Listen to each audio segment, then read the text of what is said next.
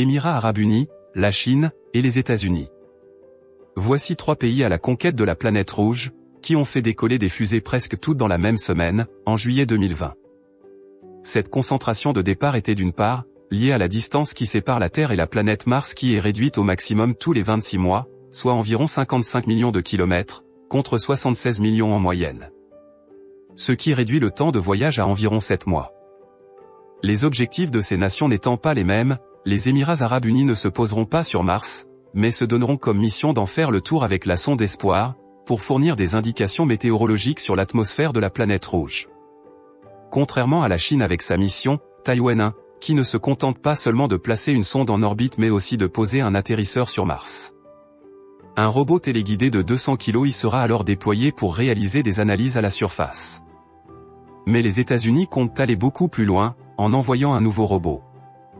Ce rover portera le nom de « Perseverance », qui résume bien leurs ambitions car il sera le 5e rover à réussir le voyage depuis 1997. Équipé d'une vingtaine de caméras, de 2 micros, d'un drone et d'un bras robotique, Perseverance devient le robot le plus sophistiqué jamais expédié par la NASA. Il se comportera comme un géologue de terrain. Et sa mission consistera à étudier les sols et prélever des échantillons de roches. Les Américains espèrent surtout répondre à cette question. Y a-t-il eu de la vie sur Mars?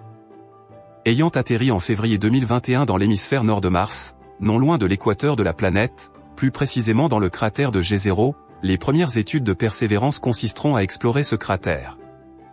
Qui a abrité il y a environ 3,6 milliards d'années, un lac permanent. Et qui conserve les traces de plusieurs deltas de rivières. Ce cratère de 45 km de diamètre a été choisi parce que la communauté scientifique estime qu'il a pu abriter par le passé des formes de vie et conserver leurs traces. Durant sa mission primaire, qui durera un peu plus de 2 années terrestres, l'astromobile pourrait réaliser à peu près la moitié du trajet planifié.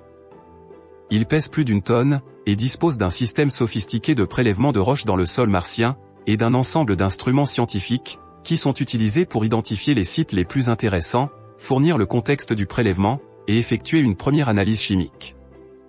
À l'heure actuelle, Persévérance continue toujours son exploration de la planète rouge, et doit remplir 5 objectifs.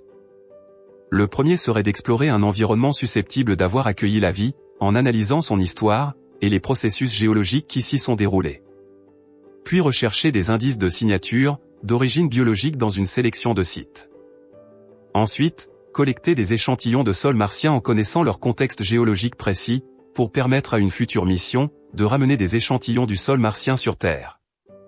Et entre autres, préparer les futures missions habitées sur le sol martien, en testant des technologies. Déterminer la morphologie et la taille de la poussière, pour comprendre son incidence sur les opérations à la surface de Mars, et sur la santé des astronautes. Le résultat de ces prélèvements doit être déposé par l'astromobile, sur des emplacements soigneusement repérés, en attendant d'être ramené sur Terre, par une future mission étudiée conjointement par la NASA, et l'Agence spatiale européenne. Selon le planning élaboré par les 2 agences, le retour sur Terre est envisagé pour 2031, sous réserve de son financement. Le but final est de pouvoir effectuer sur Terre une analyse fine des échantillons du sol martien, et d'identifier d'éventuelles formes de vie anciennes. Nous voilà à la fin de cette vidéo, j'espère qu'elle vous aura plu. Si c'est le cas, n'hésitez pas à liker la vidéo et à me dire ce que vous en pensez dans les commentaires. Merci.